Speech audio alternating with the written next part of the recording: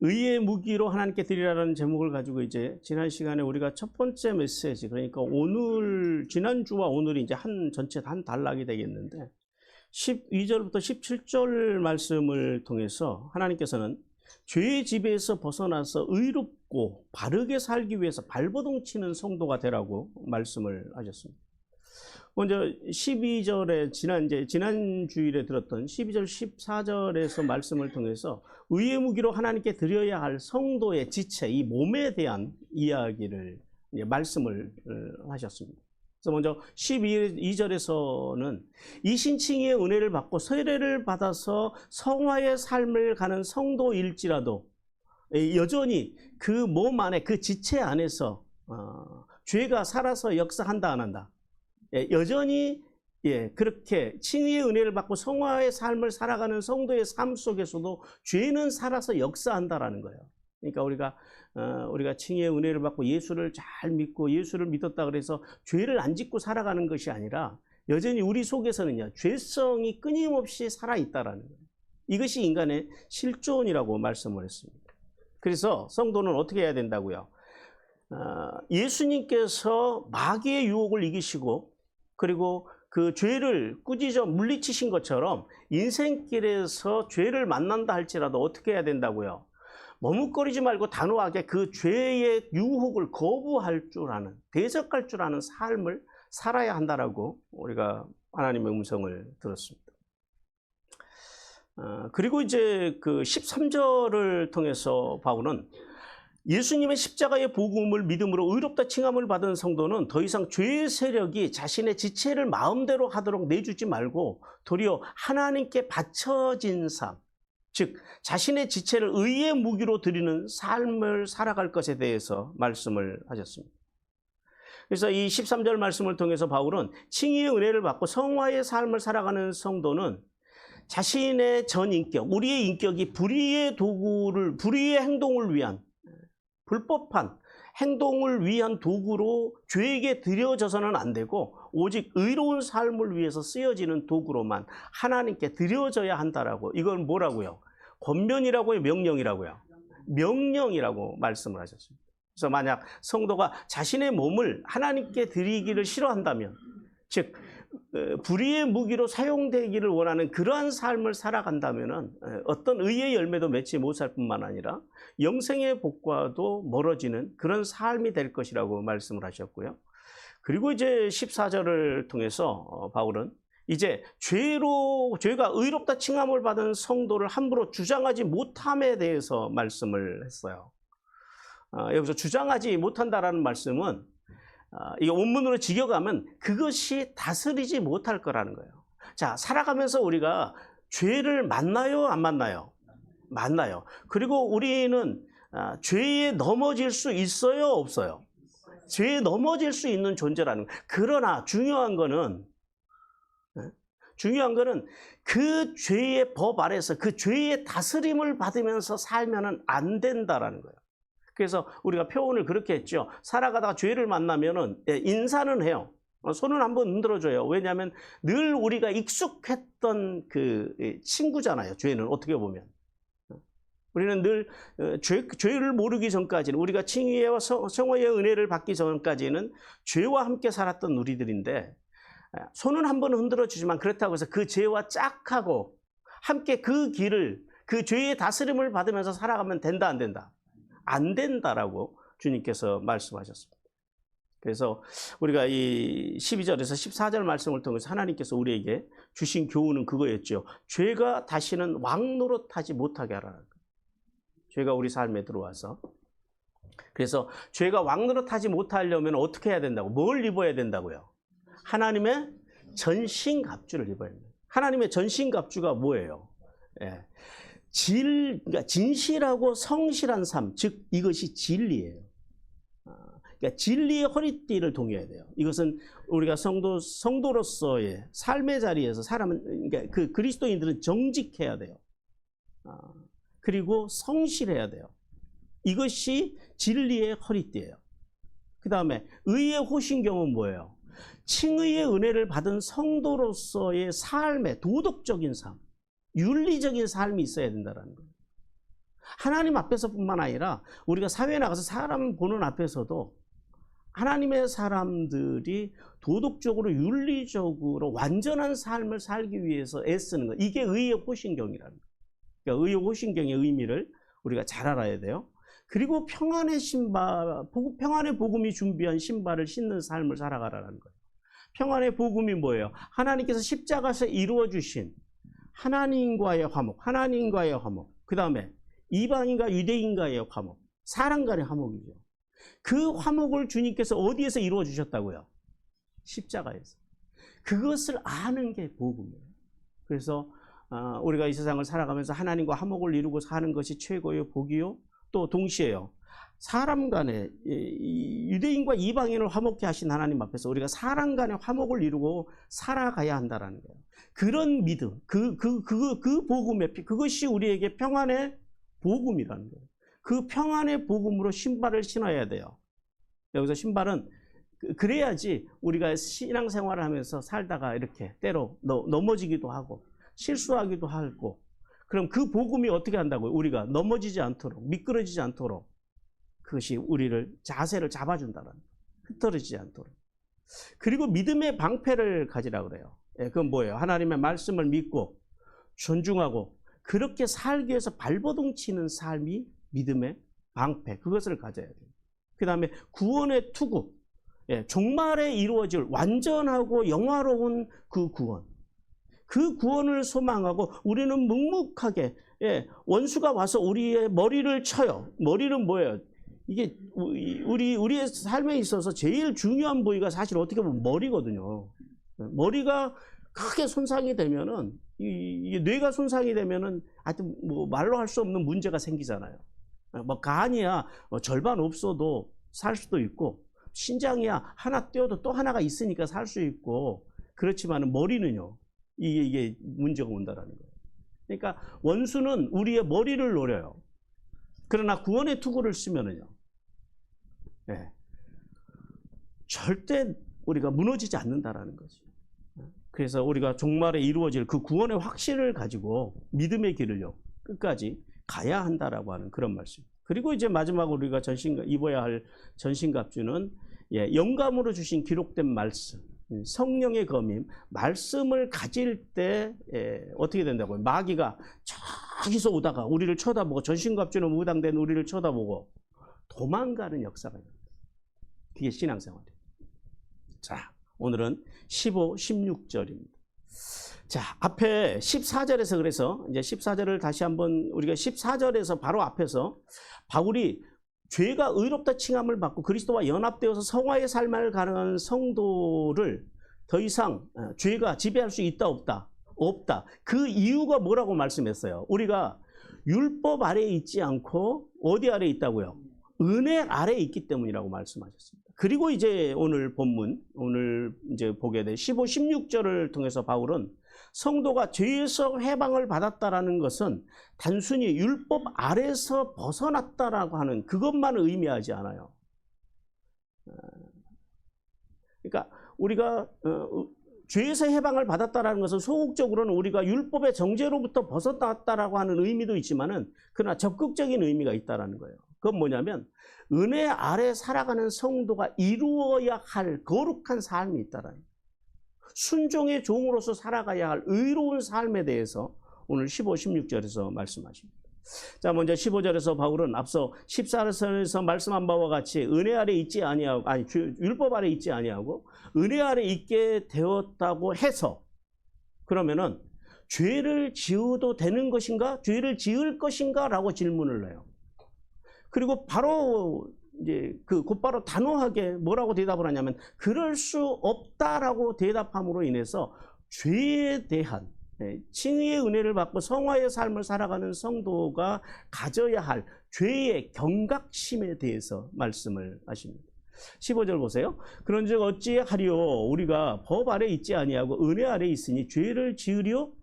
그럴 수 없느니라 라고 말씀해요. 여기서 죄를 지으려고 하는 말씀을 직역을 하면 이렇게 돼요. 우리가 죄를 지을 것인가? 라고 하는 질문이에요. 자, 이런 비슷한 질문이 어디서 나오지 않았어요? 앞에 6장 1절에서 그런 질문이 있었죠. 은혜를 더하게 하려고, 그러니까 은혜가 넘치는, 그러니까 죄가 넘치는 곳에 은혜가 넘친다고 말씀을 하니까, 은혜를 더하게 하려고 그러면 죄를 은혜를 더 넘치게 하려고 죄를 짓는 것이, 죄를 더하는 것이 옳으냐라고 하는 질문을 6장 1절에서 했어요. 그 질문과 지금 똑같은 패턴의 질문이에요. 여기서 질문은 그거죠. 율법 아래 있지 않고 은혜 아래 있게 되었다고 그래서 그럼 죄를 마음대로 지어도 되는 것인가? 라고 하는 질문이에요. 자, 이 질문을 통해서 성화의 삶을 살아가는 성도는 죄를 지으면서 살아서는 지금, 그러니까 부정어를 통해서 안 된다라고 하는 말씀을 해요. 왜 그래요? 왜 그러냐면, 자, 우리를 의롭다고 칭함을 가져다 준 이 십자가의 은혜가 우리에게 가져다 준 게 뭐예요?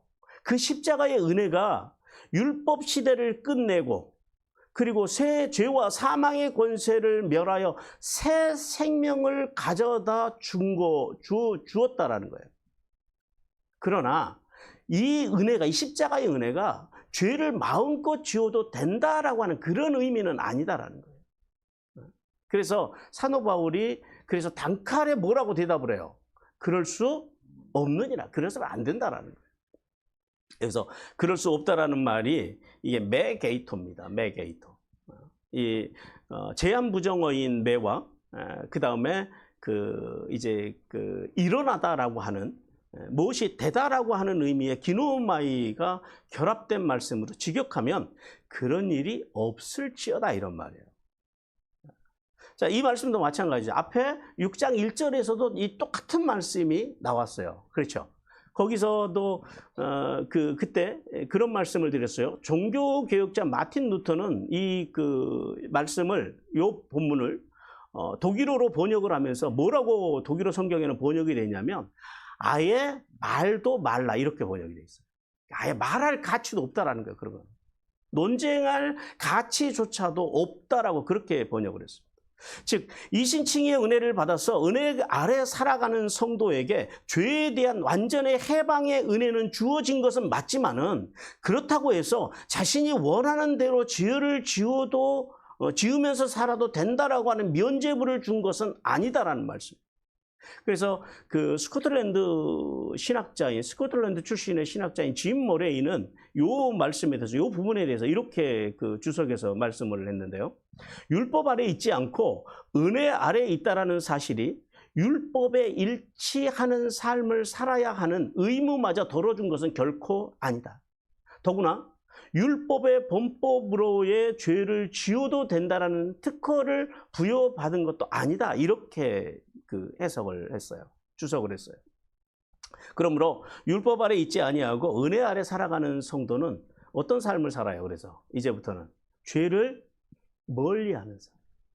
죄를 멀리하는 삶. 즉 죄를 멀리하려면 어떻게 해야 된다고요? 뭘 입어야 된다고요? 하나님의 전신갑주로 무장을 하고 죄와 싸우고. 그러면 전신갑주로 무장하면 무슨 일이 일어난다고요? 저 멀리서 마귀가 다가오다가도 도망가 버립니다. 이것이 성화의 삶을 살아가는 성도들의 삶의 특징입니다.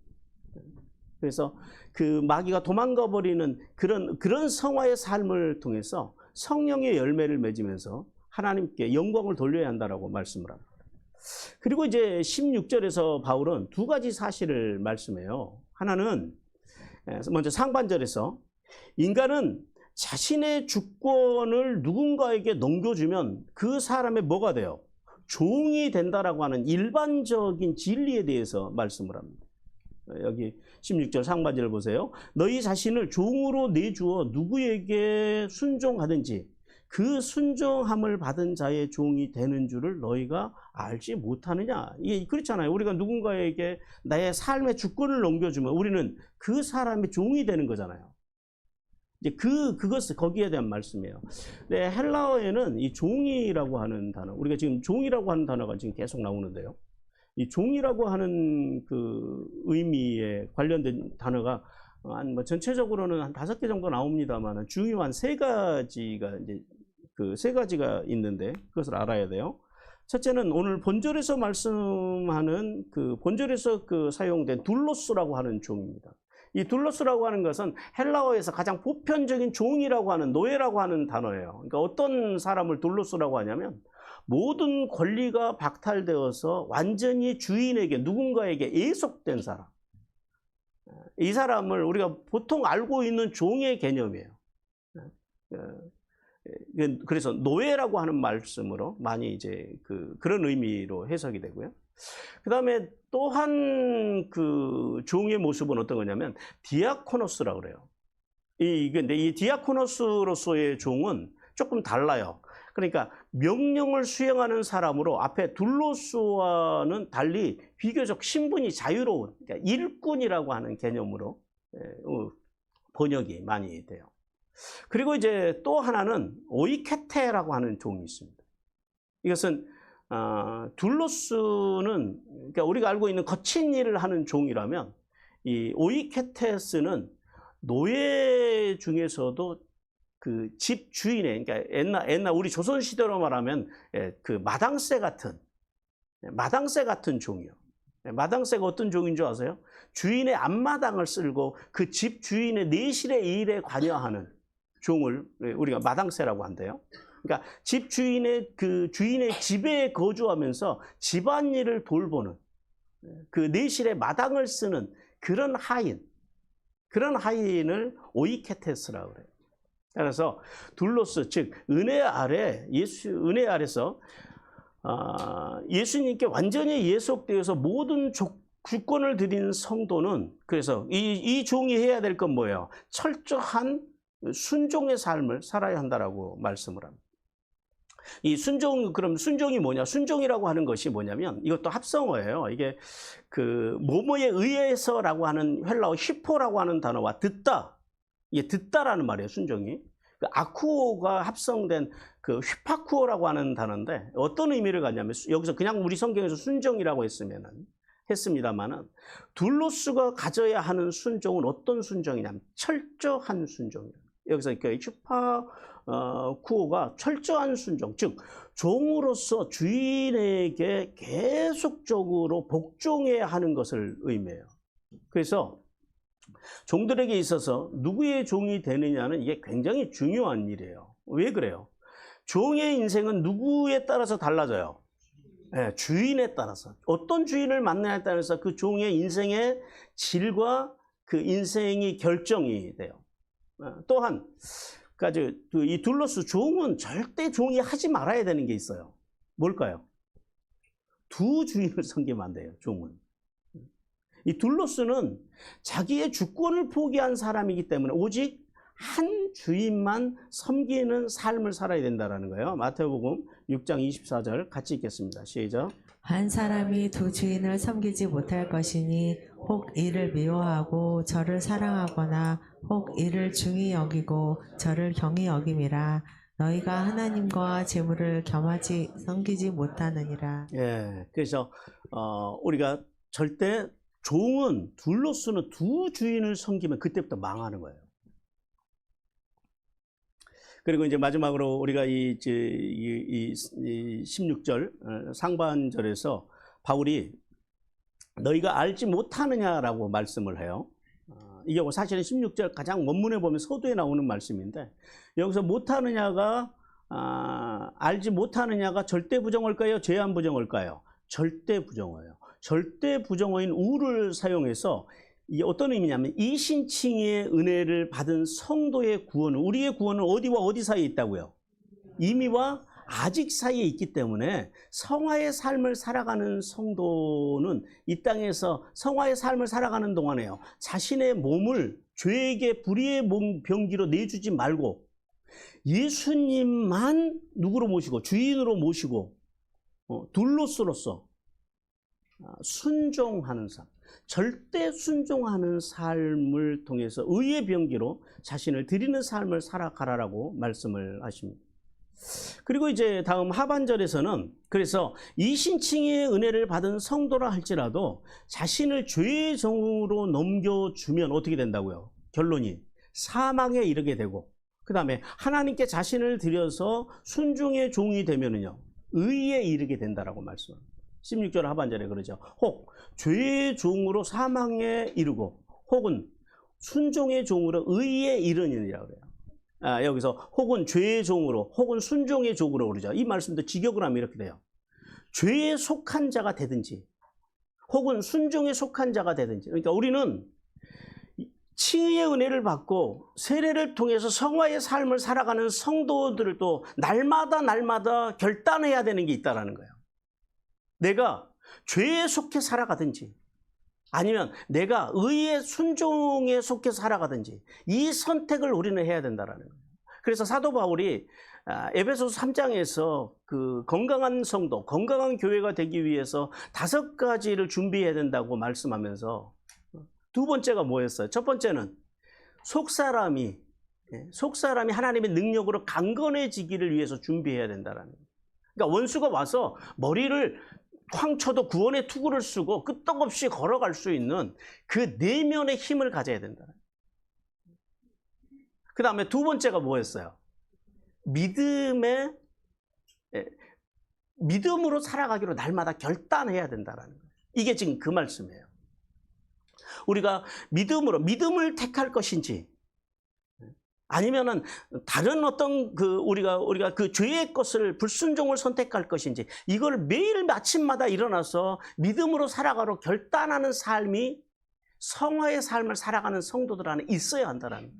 이게 영적인 싸움. 이 영적인 싸움을 잘해야지 우리가 무사하게 하나님 나라까지 가는 거예요. 그러니까 살아가면서 우리가 늘 실수도 하고 넘어지기도 하고 죄도 만나고 그거는 일상이에요. 그러니까 그걸 가지고 일희일비하지 마세요. 중요한 건 그 순간에 뭘 결정할 수 있는 힘이 있느냐라는 거예요. 그 순간에 우리가 전신갑주로 무장하고 그것을 뚫고 갈 수 있는 힘이 있느냐 없느냐가 신앙의 성패를 가리는 거지. 죄를 짓는다 안 짓는다 저 사람이 실수를 했다 안 했다 그런 걸 가지고 신앙에서 실패하거나 성공하는 건 아니다라는 거예요. 왜요? 우리가 칭의의 은혜를 받고 그리고 그리스도와 연합됨으로 세례를 받고 그리고 성화의 삶을 살아가지만 우리의 존재는요 늘 연약함 속에서 살아가고 있는 이것이 우리의 실존이라는 거예요.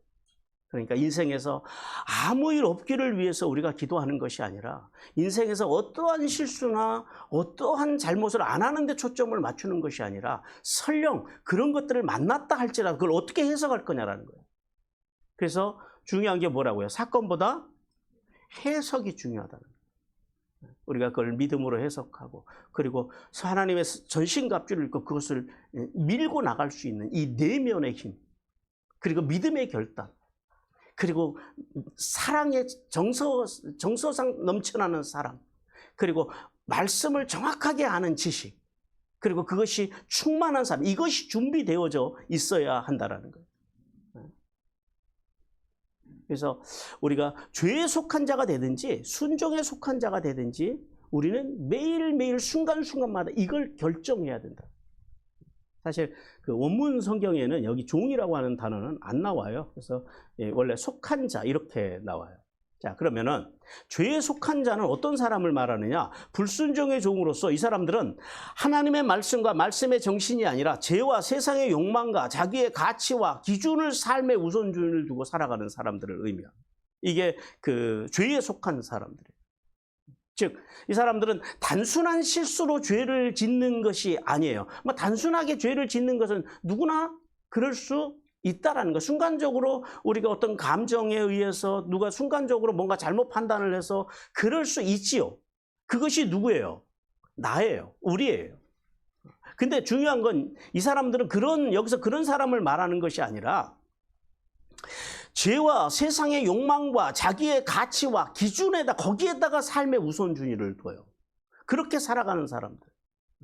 그리고 하나님의 뜻과 진리를 알면서도 의도적으로 혹은 속사람이 약해서 죄의 유혹을 이기지 못하고 지속적으로 교회를 다니면서도 끊임없이 죄의 길을 가는 사람. 쉽게 말하면 뭘까요? 어떤 신앙이 없는 사람들? 죄를 지어도 죄를 만나도 슈브의 신앙이 없는 사람들. 이 사람들을 죄에 속한 사람들이라고 한다라는 거예요. 그래서 하나님께서는 이렇게 죄에 속해서 끊임없이 그 교회 죄의 길을 걸어가는 사람들에 대해서 이렇게 말씀하십니다. 에베소서 5장 6절 같이 읽겠습니다. 시작. 누구든지 헛된 말로 너희를 속이지 못하게 하라. 이로 말미암아 하나님의 진노가 불순종의 아들들에게 임하나니. 예, 우리가 죄에 속한 편을 택해서 그렇게 진리를 알면서도 아니면 진리를 가지고 살아낼 힘이 없어서 지속적으로 그렇게 살아가는 사람들에게는 하나님의 진노가 임한다라. 그 다음에 순종에 속한 자는 그럼 어떤 사람들이냐? 예, 순종에 속한 사람들은 그와 반대되는 사람들이겠죠. 칭의의 은혜를 입고 그리스도와 연합되어서 순종의 삶으로 성화의 삶을 살고자 발버둥치는 사람. 이 사람들에게는 어떤 신앙이 있어요? 슈브의 신앙과 함께 하나님의 신앙을 가지고 잘 안 돼도 살아가다 보면 실수를 해도 넘어져도 쓰러져도 다시 주님의 십자가로 돌아가서 그렇게 살려고 발버둥치는 사람.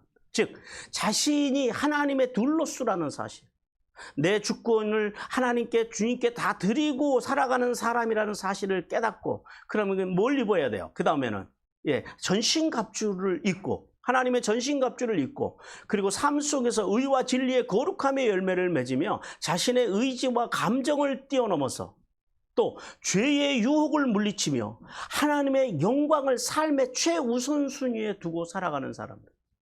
이 사람들을 뭐라고 부른다고요? 순종에 속한 사람. 이런 순종에 속한 사람들의 삶의 결말에 대해서 주님께서 이렇게 말씀하세요. 신명기 28장 1절에서 6절 같이 읽겠습니다. 시작. 내가 내 하나님 여호와의 말씀을 삼가 듣고 내가 오늘 내게 명령하는 그의 모든 명령을 지켜 행하면 내 하나님 여호와께서 너를 세계 모든 민족 위에 뛰어나게 하실 것이라. 내가 내 하나님 여호와의 말씀을 청종하면 이 모든 복이 내게 임하며 내게 이르리니 성읍에서도 복을 받고 들에서도 복을 받을 것이며 내 몸의 자녀와 내 토지의 소산과 내 짐승의 새끼와 소와 양의 새끼가 복을 받을 것이며 내 광주리와 떡 반죽 그릇이 복을 받을 것이며 내가 들어와도 복을 받고 나가도 복을 받을 것이니라. 순종의 삶을 살아가는 사람들에게 하나님께서 하시는 말씀.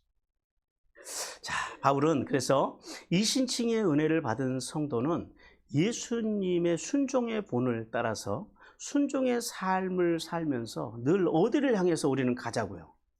잘 안 돼도 의로움을 향해서 오늘 순종으로 의에 이르는이라 그러잖아요. 이 이르는이라는 말씀이 이게 원래 원문에서는 향하여 이런 말이에요.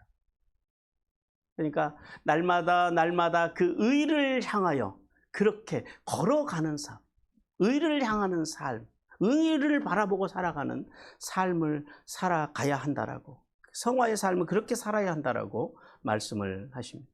성도 여러분, 하나님께서는 본문을 통하여 우리에게 이렇게 교훈하십니다. 같이 주님의 교훈 같이 읽겠습니다. 시작. 은혜에 합당한 삶을 살라. 자, 하나님께서는 율법 즉 정죄와 심판 아래 있지 않고 은혜 아래 살아가는 성도라고 해서 죄를 지어도 되느냐?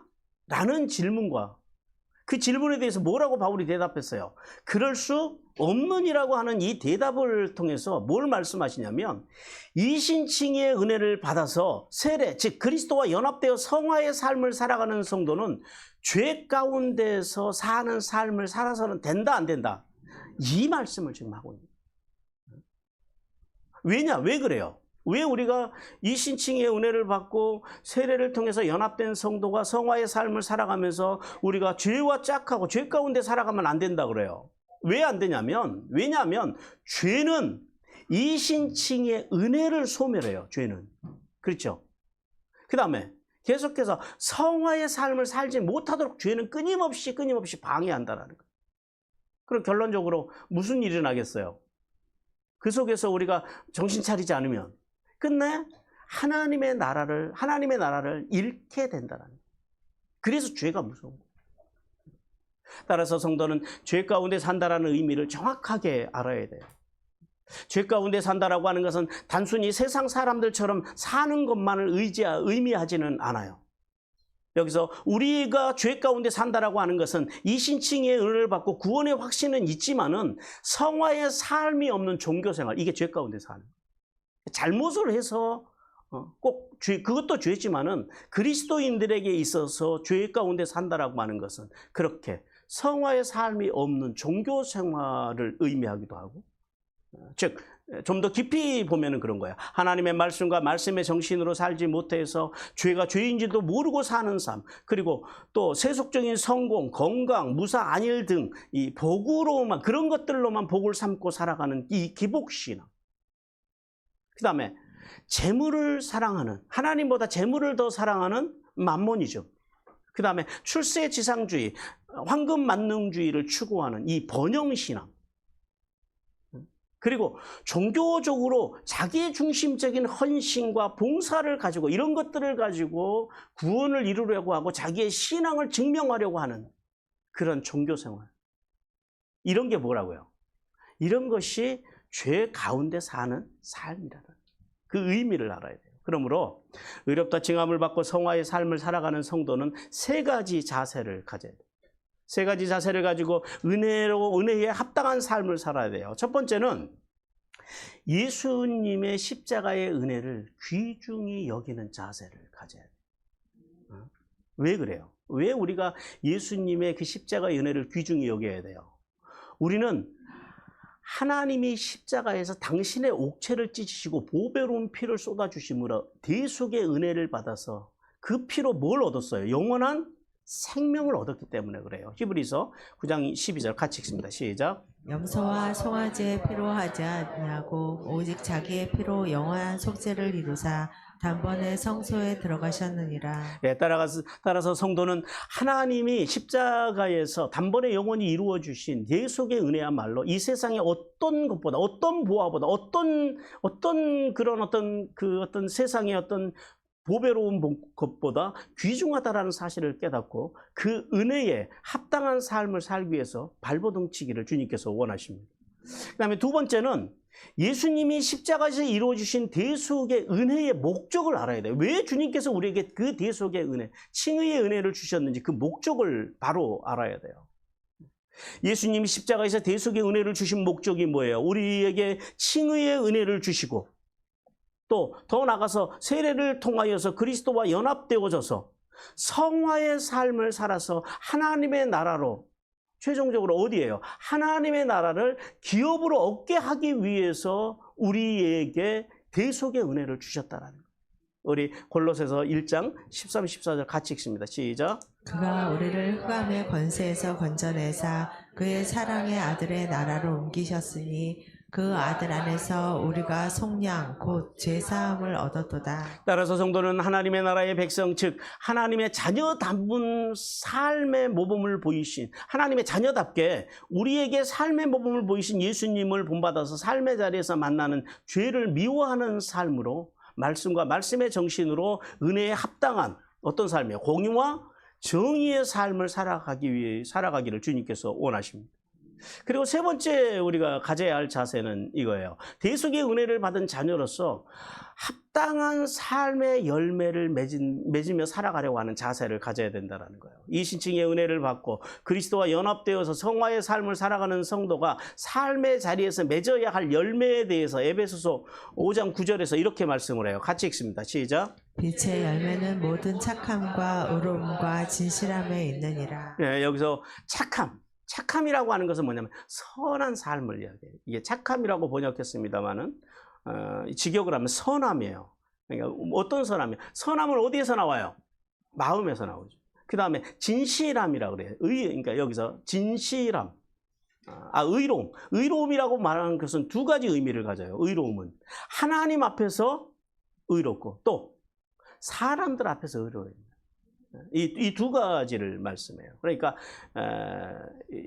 그 말씀과 말씀의 정신으로 하나님과 사람들 앞에서 정직하고 옳은 삶을 살기 위해서 발버둥 쳐야 된다는 거예요. 그리고 이제 마지막 세 번째는 진실함이죠. 진실함은 뭐냐면 성화의 삶을 살아가는 성도가 가져야 할 자세. 그러니까 거짓과 기만이 아니라 솔직하고 정직하고 순수한 삶을 가져야 된다. 그러니까 우리는 여기서 두 가지를 배워야 돼요. 우리가 사람을 대할 때에 솔직하고 정직하고 순수함을 가져야 하고, 그 다음에 그 사람이 가지고 있는 그것을 우리는 또 받아줄 줄도 알아야 된다는 거예요. 이것이 통하지 않으면 뭐가 생겨요? 오해가 생겨요. 그리고 문제가 생기고 갈등이 생기는 거예요.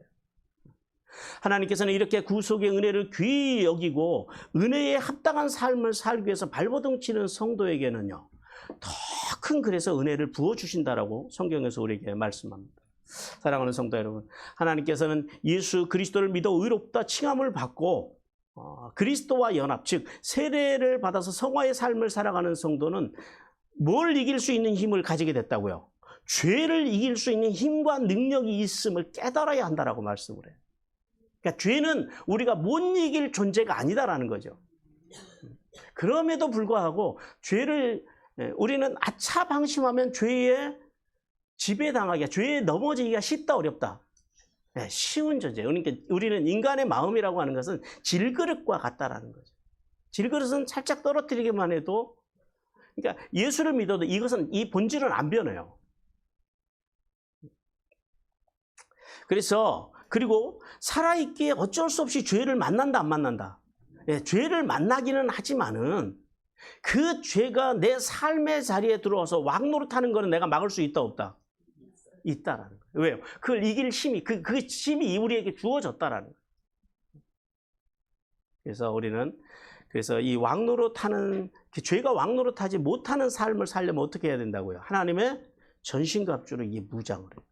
하나님의 말씀과 말씀의 정신으로 발버둥 치기 위해서 살아갈 때 합당한 은혜에 합당한 삶을 살아갈 때 하나님의 풍성하고 크신 은혜가 임한다라는 사실을 깨닫기를 주님께서 원하십니다.